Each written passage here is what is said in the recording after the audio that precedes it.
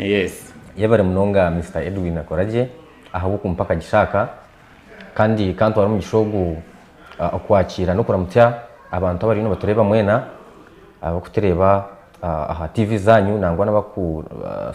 live streaminga nyintu wari mu gishogo kubaramutya kandi no kubakira umusabi Tensia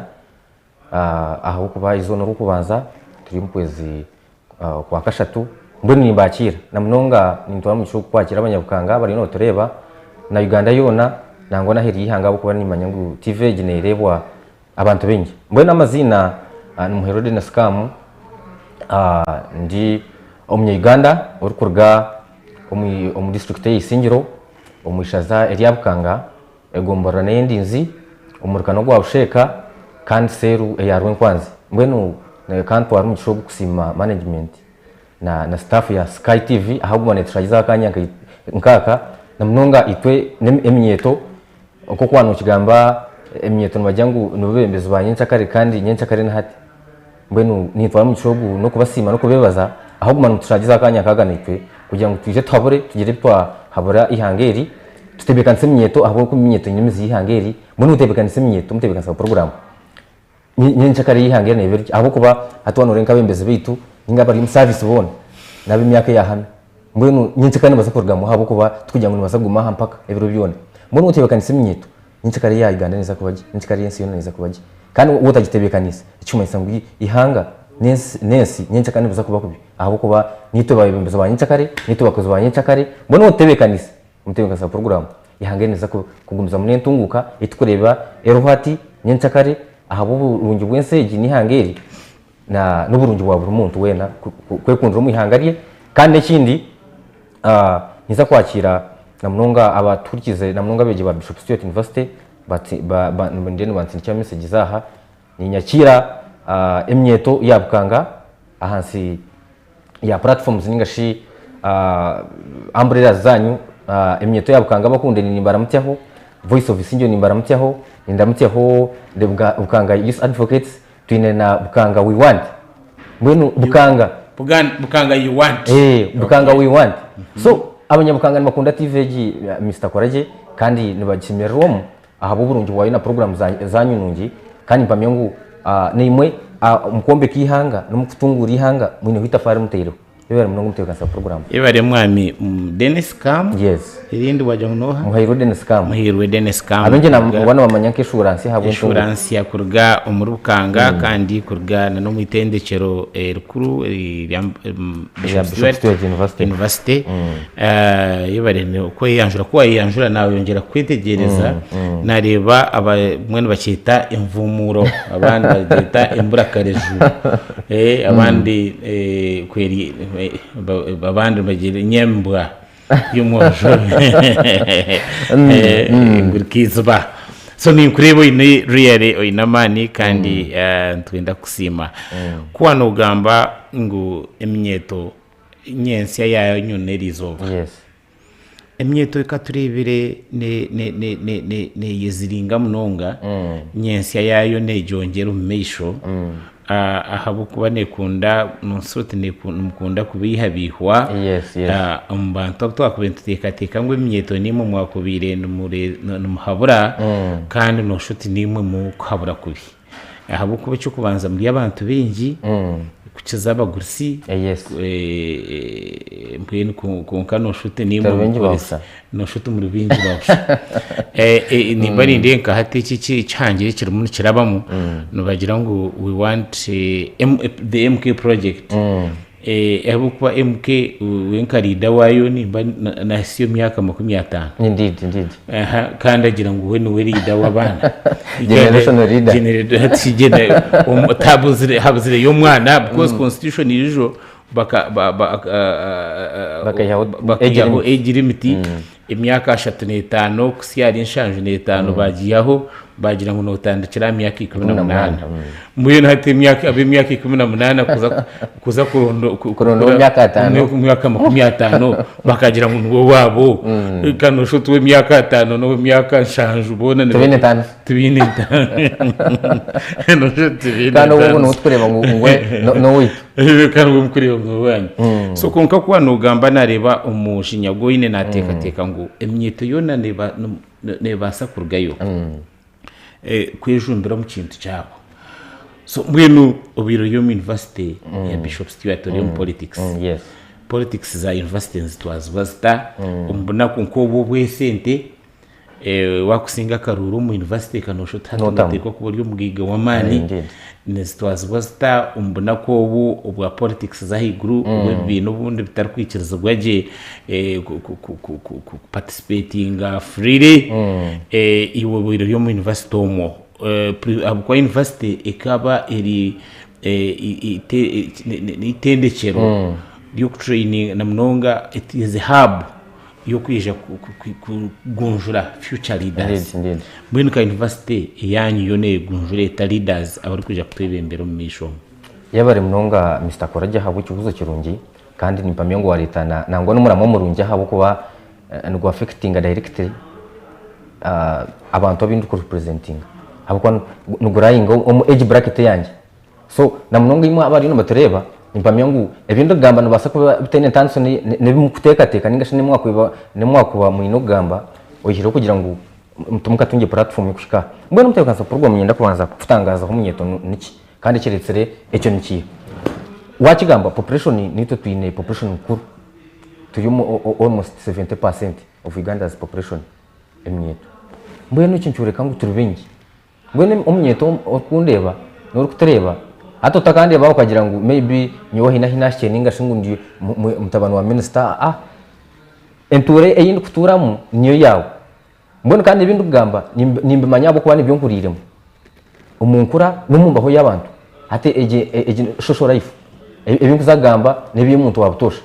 mbwenu umunyeto nyenda ngo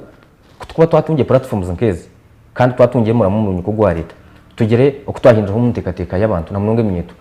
ni kintu sasa mnonga Mr. Korajya nko wakigamba kushanga munyeto nakozesebo by political players with the intention of satisfying their personal interests everyone ugambe bya team chairman MK sincerely speaking ijo hakabo scenario umujogo tinki mushukaje owanupu wabina arranging government ngo kamura abductinga yamto charinga gumwojo Eric ya yoreka aine ebironda bya pasi ari na arranging government Costa drone ebi bya abductions ngo bamto charinga yagira ngo government ni yacu mukozere mwana mwanyuma ijo kareba ngo enupu ngo yacu mukozere ijo nareba ine spokesperson wa UPDF ari na uvatani njya nawo nupu nagira ngo nupu ni yacu mukozere ngo yamtebe ekera mu maganise sente million zingahi ngo ukana yine drones zayo eze kukozesa kwa abducting abantu bayo kwena ngo yaraging government gisisirizini Mr. Akoraje ni nshasha munonga kandi inobusase wano ushanga ngo nostyabo naku bukujya ngo no haye magaragawo kukozesebwa ngo bakuteho pasi bakutoma makuru bakuta TV ngo rero osisere bari yizina imbamye ngo sincerely speaking amagarate gene spay hedi kito cyo takuzansa Mr. Akoraje musho kubaje muteye bakagumza mwakafu ngo nazana politics sincerely tene cyihiremo abukwa akana najya ngo bakaba muraganise sente nazo tubaza muha kuko vataninga icyo kibineke emyeto muri cyo kuzesuka ubundi nabasa na hate cyagire mu sideria nabasa kuburana cyo kugira iki indeed tene cyihiremo mbwenu ekindi tuza ombona kunko tukagira mu political season nushanga abantu batakutushura batene cyo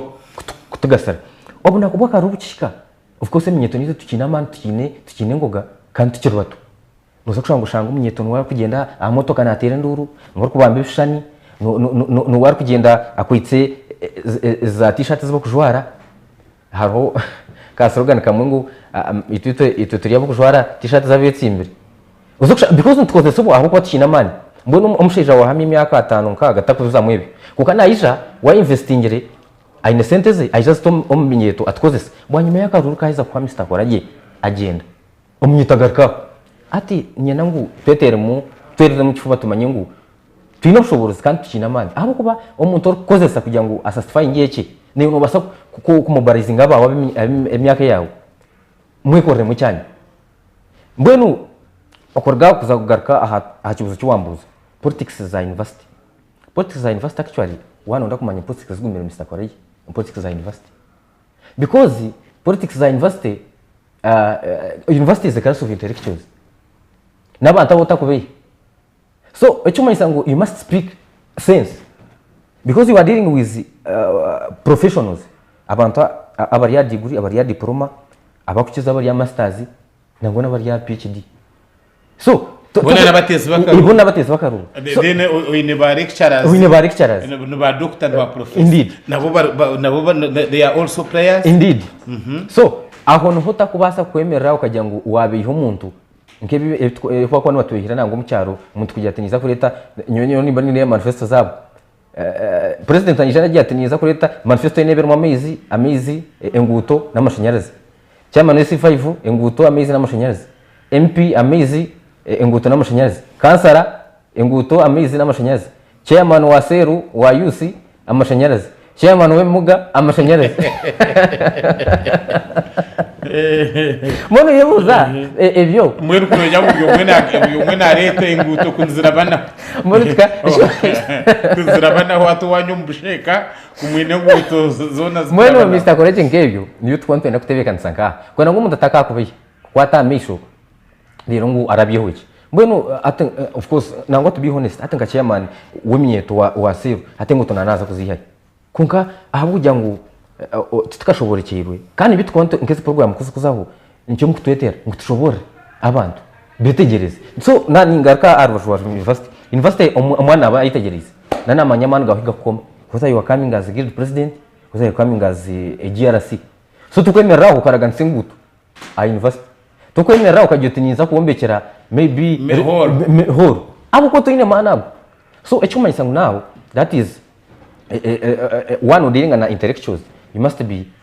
first and foremost of course politics tuskabara mukubiha kuko no bihe bibu artiste bintu ebiryo umurayini yawo so politics za university zigumire kandi nimpamya ngo nemwa abaragera biro muninga shabaragiye bembeire ikindi gamba mucyobonekero kandi to be honest Mr. Akoraye koko basa politics za university teni society kurema nyowe nketse mba habo guild president I aspired but I didn't come through so nija okay Zimbabwe the guild president yes kureka I came late in nominations so I was not nominated nagira mu ebyazibiri nija nahirwa natunga naba appointed by Mr. Bihangane Manuel unakoze nawe mu government yikumwe na mushanju I was serving in the capacity of guild finance minister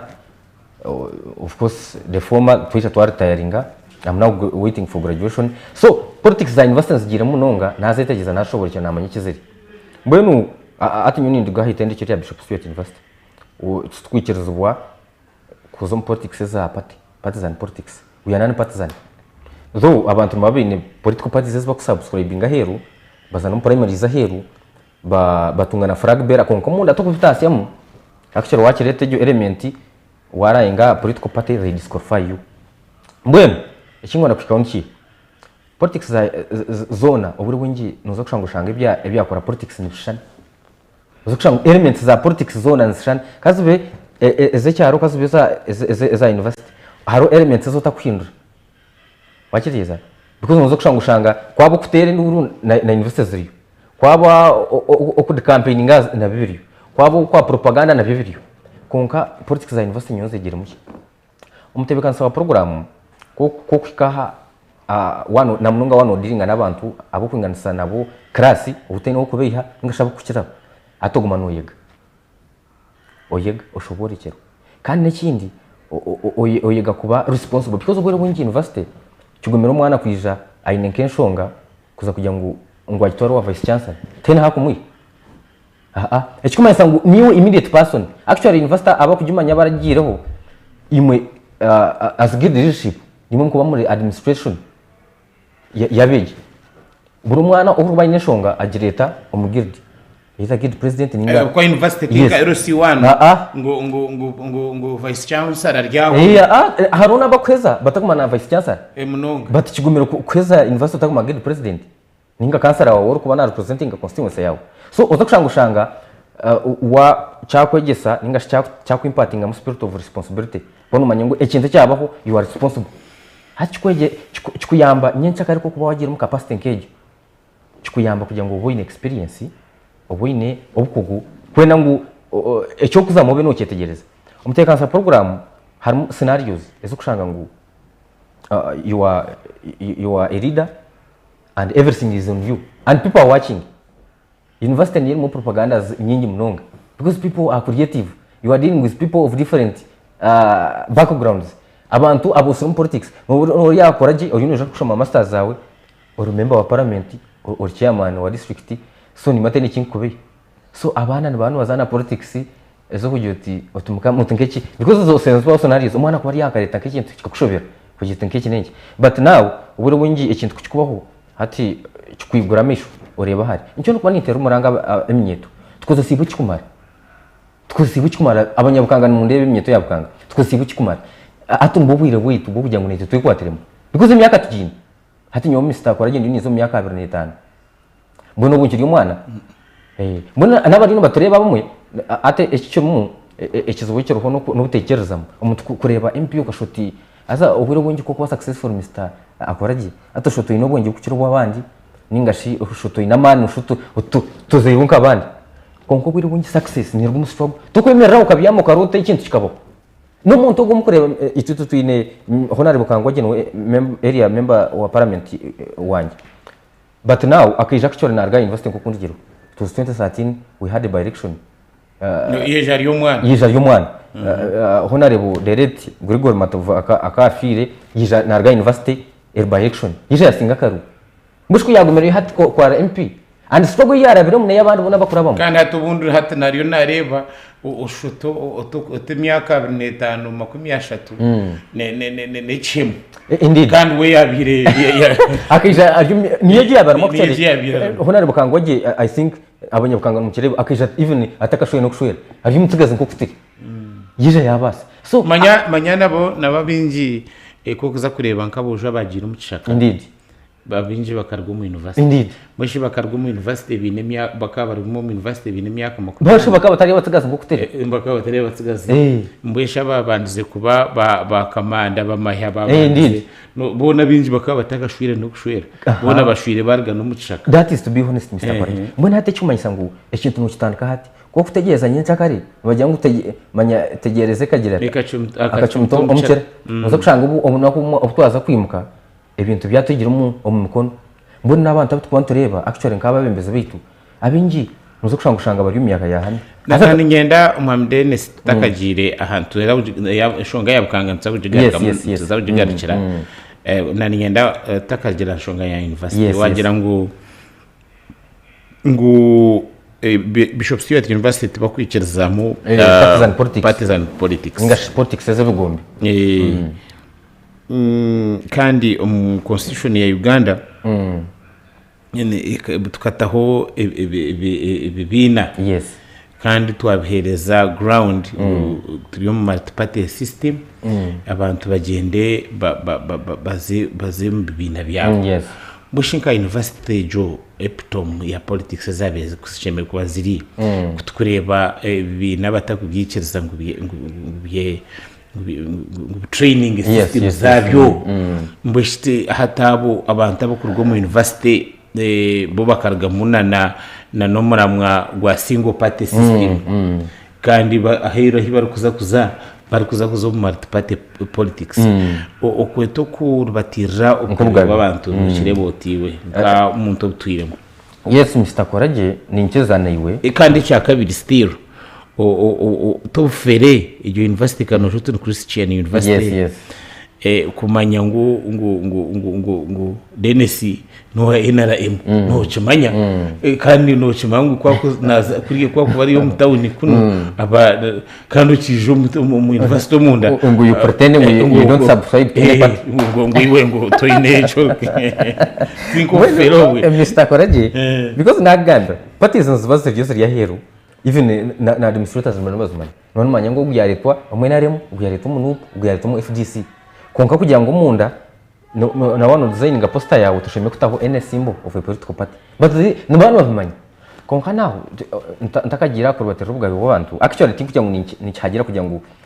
bazibere parties because umwana ukurga yo akwiyoreke cyari because sincerely speaking karivo ya university ntubatera macyo umuntu muba wayitegeze washobora kitujya mu nogenda by band wagone kandi abana bwire bongi as parties zibagurumingire zinahizo bashikiza mbona umuntu nje ngo nuba because na umuntu na mwana aringize imyaka 18 yayicwererimo mbona kumuzubira kugira ngo ashoke singe ikibini cyakorgamo nje ngo nakuno kurbatera ubwa bwanda kureka kinguza kwikaho niki ati this is the private university mbona nabo banyu bagitandika bene ebyenderwa byabo because it is a Christian university kandi ene ko values zayo na objectives zo kugitandika mbona nabo njya kubakirebera bareba ngo kibasa kureta mu butabango na munonga wano renka Makerere University as partisan politics gisisiri no wano renka Makerere na strike squeezer nazizo mbona kuba karuru recent rumkaru akabaka kapusponeka kucyara bisha bakaterana ryukoze akafera mu mwana so njya ngo ibintu bibanye berinda universities nka KIU boto bakuza mukaruru akaka byone you must come from NRM if you are endorsed as a flag bearer you are a guild president so obure bungi as private institutions nazabanze erinda as partisan politics kwerinda ubutabanko konko abo ko buri bungi ubutabanko no bureto parties ejyarwana neji mbone ibintu bakwana berinda nka private institution kandi kindi tuyamusingirwa gwedini bishop swete yamusingirwa gwedini anda ankore diocese so impamyangu ibintu bibanye berinda kwenda ngo university etakagira mu izina ribi kandi on record Bishop Swete University actually has never had any strike so njango cyo bayini barinda kwenda ngo bagumikitinsa cyabo cedini kugira ngo abana bagurumingirwe ahamsingirwe dini kwenda ngo hatakaba any strike kandi hatakaba muvuye kwenda gushisha ekishani cha university nangwa n'ikishani cedini konka okugira ngo bazibira abana kusubscribinga nishika kuoreka ibintu byabo njango nako tukirungi though they have their objectives ezaba kiritira na constitution yabo konka sincerely speaking honestly mbona tutamushana okuno kubatira ubwabe w'abantu because umuntu hati nyine myaka eyinyine nayicwererimo I subscribe to a political party hasi mbona nojya ngo uko konkusubira mu university njye isango cyandagamo ukunabe nintera karuru onati ona karkano chimanya mbushibuka mbano mbamanya ngo umuntu yarwo mu FDC nga yago mona remu you don't stop them apart from mu kujya ngo tiyachita aha poster ekintu kimuri hawo kujya ngo na subscribe nyane bishinga kandi mbari imbere blue umuntu atamaka kara bitarho mbushe ezo karazi buri bungi nobwe kuba NRM nushanga ine karazi nkishatu ningine so cyuma isongo umuntu no bafuta mu yero no bafuta mu white no bafuta mu blue yakubuzabuza koka wayineke mbona ko mutakoraje tugambira kintu cyesente zones twazwasta ikintu cyesente kuba kuza kwesimba mu university umwana kandi bari kumwendaho ubuwanana ukutereze bishani kuza gukora ki kimwe ninyenda kugambira Mr. Koraje kimwe mbintu sisere politics yangiri nsente abantu bakwatsire politics bas business mbe nyine umwana w'umbe ningamba na wa hanyuma abazi umuntu narwo ayine business ze ari mugiga konka atene ene element yo gwebembeza by the way Mr. Koraje no cyumanya ngo ogwebembeza nabo ninka iconco cyo muntu umutagurwa nkaho out of the blue nkani shetse abanijo ntumutagurwa nkaho atakagabaga na class monitor nango atakabaga na chairman w'ubuginyi akagurwa akaje ngo nando wa MP by the way njombe ni kigamba kugira ngo na constitution yihanga bashime kutamwe ejo element yo kugira ngo oiro biri byose risk credentials zo kugira ngo it must be like senior 6 holder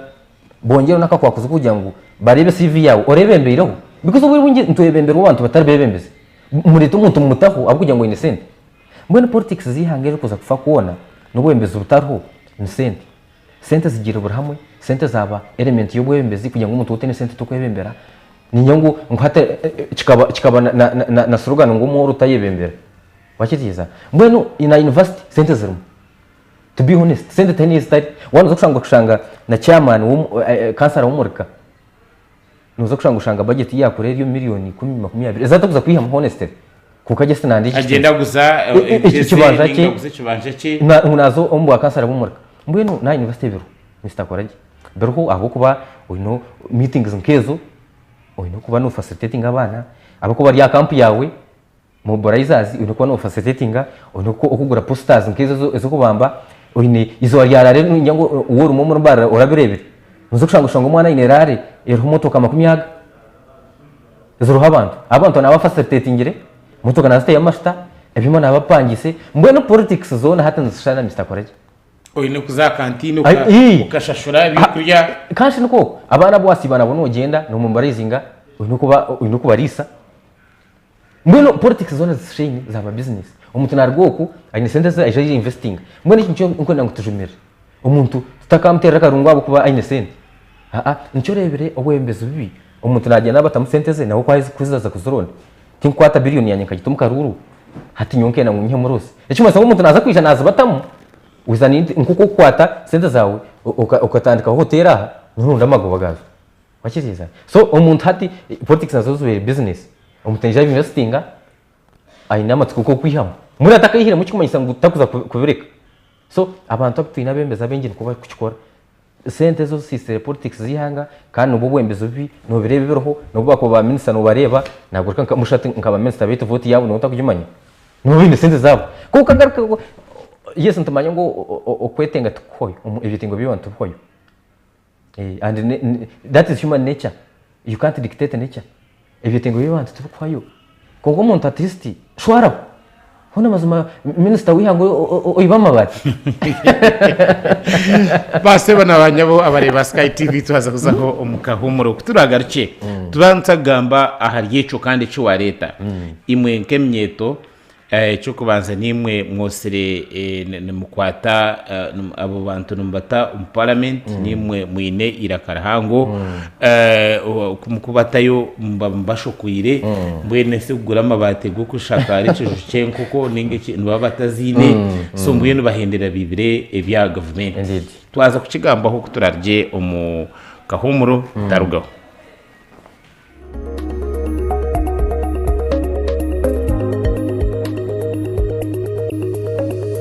Sky TV irakari abantu Echigunda cha Sky TV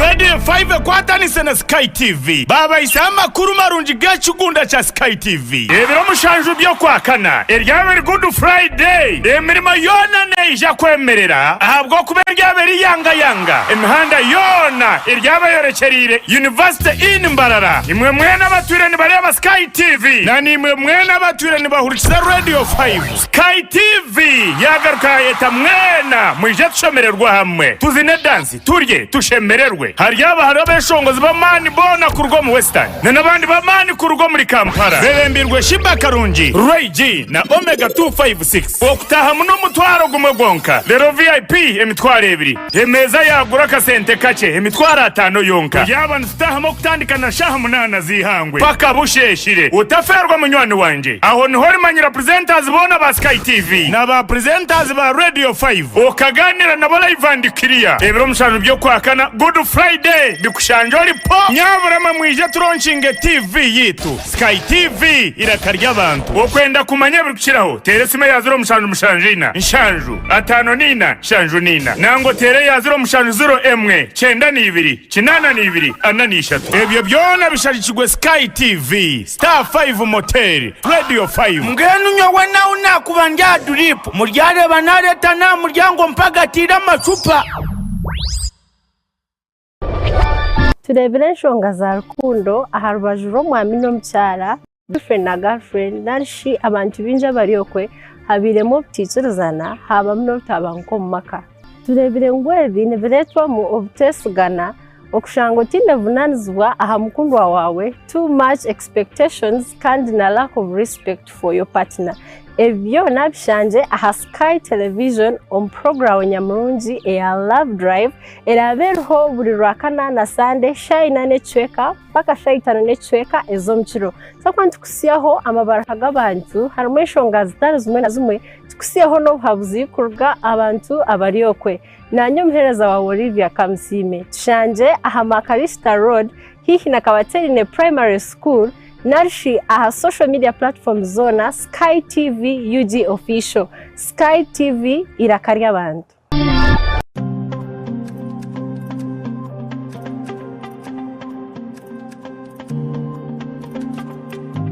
Otaferwa programu y'umukozi buri rwakana shaisha tunecweka kwika inane cweka zo mukiro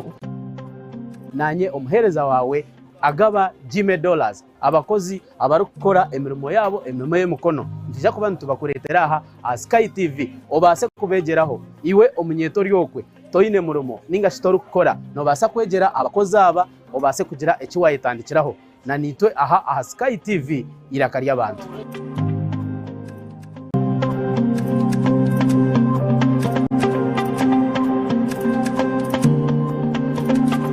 program party time aha Sky TV na nyamhereza wawe ainenina buri Sunday kuyashaha mushanju kwisashaha 10 zo mwabazi niyo program yarabenorebera birungi byonka emikoro mirungi decoration zensia gown zensia makeup zensia byona noza kubona bushanga aha Sky TV neshanga Makarista Road omurembo orwambara aha henyine noho kubasa kutungira iwe kwenda kureta emikoro yawe kwenda kureta byona no basa kubitereza ntu byoreka aha Sky TV shanje aha all media platforms Twitter, Instagram, YouTube, TikTok byona no banochanga tamu Sky TV UG official no banotunga je buterevu aha aho shitame henyini nanyo muhereza wawe ainenina omushiki wanyu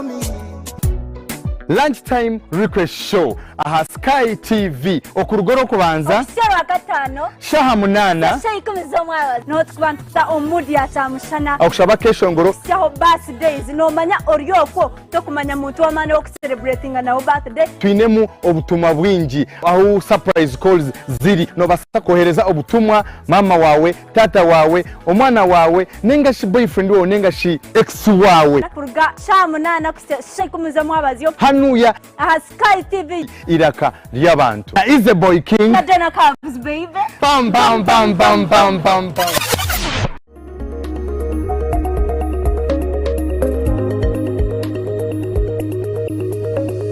Sky TV iraka ry'abantu zaba makumyana ezarenga umurisha tukandi ahashaha zetu inanta kwanturga mu studio mukandetsa kora endijon tusiga mu programs ezindi Sky TV ebateka tekire kandi gumanimwe ni twatanisa yandeya twanza kuza umukahumuro twatwarga twije bugamba ahashonga turiyo tureba ihanga uni wagira tubwene hariho kubwibimbizo bibiri no reba no shoti hanganira shankira kugaruka inyuma na mnonga bintu bya corruption tujigamba buri zoba president bimingo myinja gizati ngundu wa ndentaro konkero taru ruturemere ne rwa corruption kandi hati corruption rigire na corruption iriyoneza aha kushahura no shoti hariho twa primary kabo kiba kwita tamwegenda tutataho tamwegenda owari kwita bananda kwihamwa kinagenda umwana yihawo to the extent kugira ngo abantu barundi babagana n'ekikurebwa kandi hate babaga ndi kurebwa minister uri kutunga sente nyingi uri opportunities kandi hate nuwe ari kutwara byakwene habwa abo bantu bake mbinu wano kuna nimpurano gamba ngo insurance teka ngunoye ono aiming kuza politics za national indeed mbinu wanoza kuza politics za national enshongezo noza kuzikwatota abantu ababibire bona gina NRM bona tarimo wa FDC tarimo wa People Power tarimo wa opposition wena abibire abariho bateri hanga hansi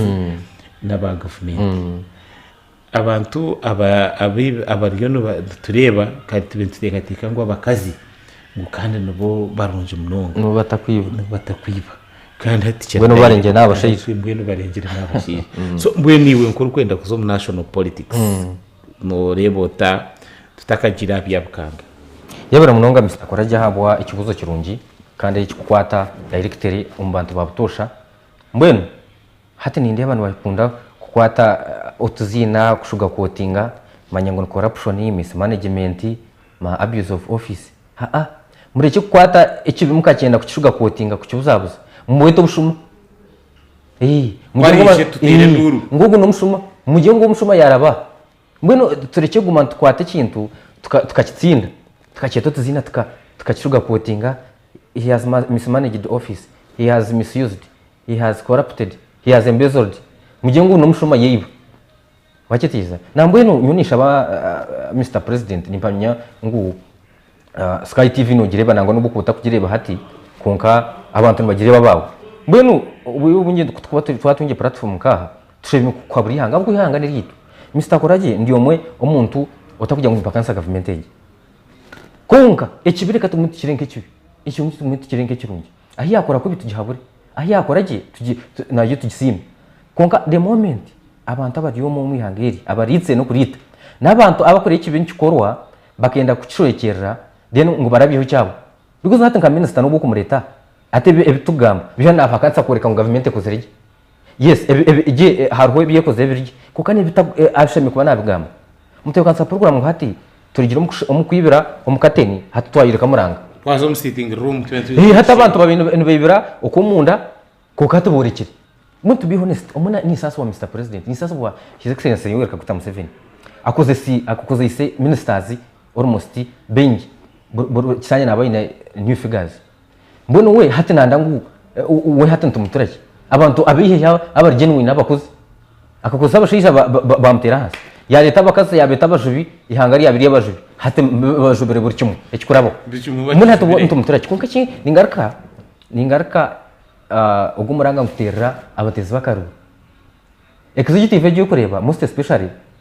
ministers abako bana munwa bargumba MP mbona ko kwata MP ati wamutayi hataro azaha buzabuza amwihayo abantu yabo mu minister ngo gwargira ugo wamabati nkahurira ngo akatwata bazunguru ati ngo muzana wazungururu hatowe ngo wa MP bakana bamuhubwe wakiriza nizo skando ngezo abantu abatari bwebe njye nyante bashimiye kuta munangwa element yo kugira ngo umuntu yataketse imbere umuntu benkuru nkejo because emirimo ya parliament mugimanya legislators ubure wingi MP wanye takayija akaba beha akayija akabatahira ubugenyi akaza hafu akaba best man manya akayija mikoro yo kwigure kanisa hato wakaba beha ngo gini imirimo ye emirimo ya parliamentero emirimo ya member wa parliamentero nuko bagebiragiro no kutebekanza ihanga proportion hamwe no kurebuza emirimo ya government mwene biharo bucanga no parliament batakaza yuga hari umuntu kushanga ategekere imyaka 15 atakazaga na floor ya parliament kugira ngo anyisha submitting hatugu nabari yo wengi mbone ihanga refe nito tukurita okurita nturita no buko tageri mu parliament kugira ngo wabani wa yitera umuntu wato yarita ikintu mutekansa program hati nyoni sasa bona munonga kayituminyeto ati hangere ryo rutugome kono ntareba abarumu n'abari no bihamwe byabo nebya makagabo mbone wano reba omukayanyi hata ine muntu ori mu government koko kiri no tera kadingidi okiri no tera abantu mu ngara bari no bazayi umuntu naza yiba nyense karoga akwache mu 10 nkeke kanisa ugaruka mugarayi ati nuza kushanga mu myaka 10 meshu iwo hata umuntu mugwago gyogo bitino makwemerera umuntu ngo iwo no tera umugara umuntu ari no agenda ari nayongera iyo hatu wagumori onkai nako notero wawo kumanyuta nawe na ina harandi abantu bari no bashafuri hanga bari no batebekansa makagabo nimba ho yabo iyo ryaho nyinshi kari hanganiriza kushobera urubona boneremo ngwabo kuboka okayija wabhebo wa singira 10 bizbani bakumkarura ekinde Mr. Moderator cyane ndagambo mbwenu ihanga kurufa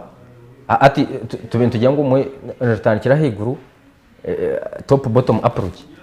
kana hati business ya noza kushanga na institutions za government zitakikora parliament ijo nyo for example ino committees nka 30 almost haruna na committee no bukiko bafutaho kuko bukiko no batera ubona no kucondoza kushomangura NSSF manyamabati manyogu yakora ki icyo mayisa ngo ushomanguza to burya revo bwazanira hatu ngo muri mugwa parliament ngo muri mugwa parliament tarikiro ko kuza kugira ngo mbeshi ngo abantu babukanga acikwako mbwe kabatirwo mushana ninga kabatahirirwe nikahariye ngo hake yangire kufa akacikwako tukariyo tachi yo kugira ngo mbeshi karu haruye ndwara zkwita imbuzi zikugenda tema haza kubaho ico kakaciko tukaru sessions za parliament nyoza yebere nkameze nkabira akagishingwire tabereho ene report yizereho ningashi ene motion ebere neza fro ya parliament kugira ngo ne contributing development kandi zone ubwo bukiko bone bikuza kandi tinde kikwije kurwa parliament eretse report yo kusensharinga na mugaza umuntu wabukangane muyamba hoki na hatakiro parliament eretse ngo abari recent za NSSF eriyo neza ko leta ababibira amabati ebyo ni byamba cyo umuntu wabutosha Mr. Koraji member wa parliament be honesty honi moto mushwara uriya nanka rugorobe agashambwire agagarireyo mwena be yagafumwire bakwa bagashambwira haro honare minister Matiya Gasayija wagagira ati nyonga za kwingwana agashangu gakare tumiya mwene chikumisa ngo ejo ya minister tene na ruhigi tene byo mwena ataha mu kwa kwende mwene atiri ni hanga kimista akoraje tukuri ngo ihangana no kufa amabati 3 nito twijaga mwene atani benda bana bagata comedy bagatera imikono ngetwara ngo imikono namaguru ngetwara gayiho wa office ya prime minister gayitwara wakaseye gariko namapapa maga gago mona towo ihangana jama Mr. Koraje twakina institutions zabo zihanga na kugira ngo tayine umushango ngo gira umukoti na munonge y'igi capital offenses ugurashazo abantu mbafavorizo bano bareba direct assassinations umuntu bamuterisasi umushano gujo na hati umupolisi kirine condoza parliament ekoro mu rwayo mushikana mugazi shutu baramusasharinge takiri mu office manya nkaba baka abasigazi ba segirinyana na sewanyana yes o amakuru agukura abamugako bagashikire ko kugira ngo bakakore indagano yes. That is very unfortunate indeed abo koko ribisira abantu tukabe tureba koti ne batabwe mushaka yes ninga negubihaho indeed abo bagenti kandi kure ndagano bata indagano bakora ahamagara gumuntu kuba ari bagize ngo bakita hakabe tureba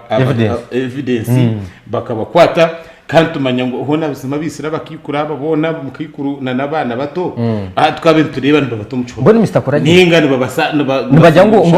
umushango wabargaho babarekura bhoro mweno ihanga ryo nurfu twine organize ishatu ngasha mikono ishatu ya government twine parliament twine judiciary na executive ubwo ushanga ngo parliament tecyocera mu kintu cyayo parliament is a legislative body niko ane kurebera giro ebero judiciary kugendera ningashi of course judiciary hutwiho uringaniza ubwo ushanga ngo judiciary compromised parliament compromised executive yonka yakutwakwentera ngo no muto gwezo na yonka n'uburiyo monasha kura natwaro hati ogana yitwine ehurirene bushe organization tukuzarafi ihangana rutebekana nimera ryo ejo mukuzika justice kakuru Kenneth aba judiciary enkareba bambe no bafayo kwihozaho abo kubo mumbagamba kajya twunka mugambere ya radio rather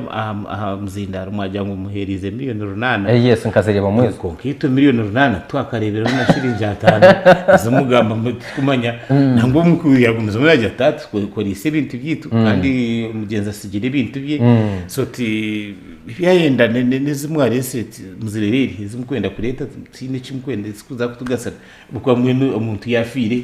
kandi twamuzika kandi twamuzika mu kitino sake eshandu ko tugiye gurire tugiye gurire ndi mwenda kureta ki ekimutamu kareba ureba ngo hariho enshonga ruyari hariho kugakenyuma kw'amanje mu government ureba ngo hariho gakenyuma Mr. Koraje nimbanye namwe twatunga ko mugisha ngo kutugambira abanyuganda tureke kushoyekera bimwe kwera ngo maybe government etatwata kubi kuko washire nka Mr. Koraje gambira abantu kandi ibintu nibabireba mbona buko kwisha waza wabi abantu bakurengo wabi ko gamba amazima nabo bakurengo no bagaga kwangira ko kabarengo wagamba amazima mbona tureke guma turekera nturebe ihangana rfa ntutera nkeze nkende za inzere bicubira nkisese kasheka amuheru nazo zikiramo mbona Mr. Koraje tutebeka nsi hangiriya bukone rito turazarira umutene turaza ukufa kwaryo nturubona bureramo okukira kwariyo nitutungukiramo mbweno wana ureba nka judicial sincere speaking abantu list y'abantu abeyitsewe broader right no bamanya bakirumira ba berga ba kawesi ijo na general nawe general akayagenderamo kandi ndidi that was a direct assassination umuharaba nabo skazi imbabazi darahanga ngo abakandi batagetingaho kuko kandi hatakarga yugaru report yurikire ngo abantu abakoze icyo twaba leta twabatumukoti koti yacuye mushango ijo parliament yatata hambi y'amabati president yabagiye ati ate ibintu bitumura umugwanyi ati umurimo gwo kucondoza amabati mugurekere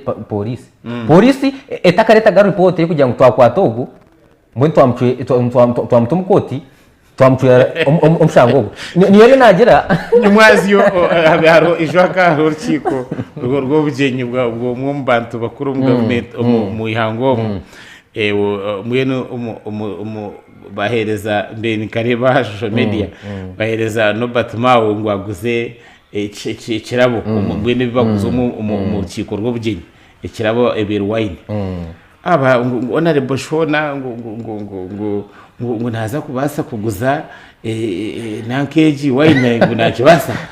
ngo nababagarce mwate nakaguze pate base bana banyabo twaza kwendera na zoberi na umwana witu Dennis kan naenda kuba member of parliament kugira kwiyangambira nani kushaba ngo gambe bugambo byawe byamheru turje umustudio yabare munonga Mr Koraje nizagaruka ntwara mu gishogu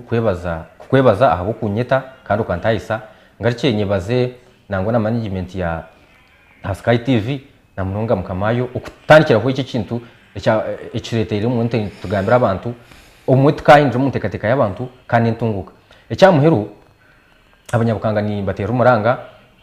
ikiti cyakiri cyama ninga cyakiri kweshereka ndini nyija ahantebe y'uwa member wa parliament kumibaro na mukaga mbwenu nimbatera umuranga tubona boneka kumara inguto zite muzumanya ebezo byite numbimanya mbwenu omuntu utegekira imyaka 15 yatacwiremo mureke shuransia eje ihindureho umuntu unguka yitu ahabwa burungi bwa buri muntu wena ubu turi umurukanga ya buri muntu wena yakwe kundiramo bitari byo kugira nkebi bitu umuntu kubabeyiha umwaka gumwe emyaka 5 emyaka 10 emyaka 15 hona abantu tubona kuvugira ngo tindireho nitwe tukatunga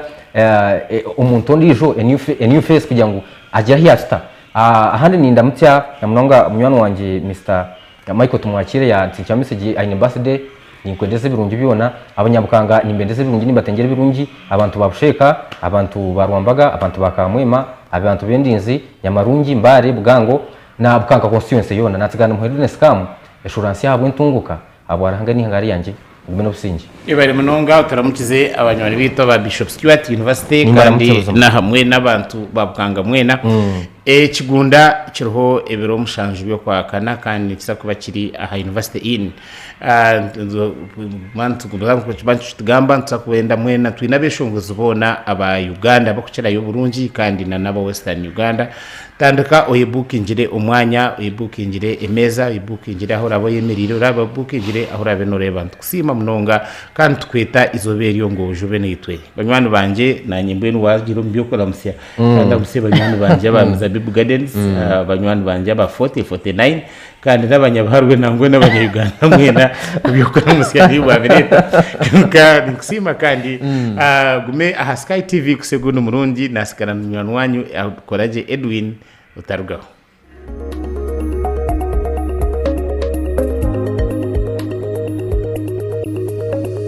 Sky TV irakari abantu aba White Mark Cosmetics Manufacturing Company Limited abari kukorera akabaza ka Honeypot Herbal Gentle Wash nibamanyisa abashubuzi mwena kuba beyigurireho amadaji aho muri kubasa kutunga akabazi k'abakazi aka Honeypot Herbal Gentle Wash mbara mukashange ahari Buremba Road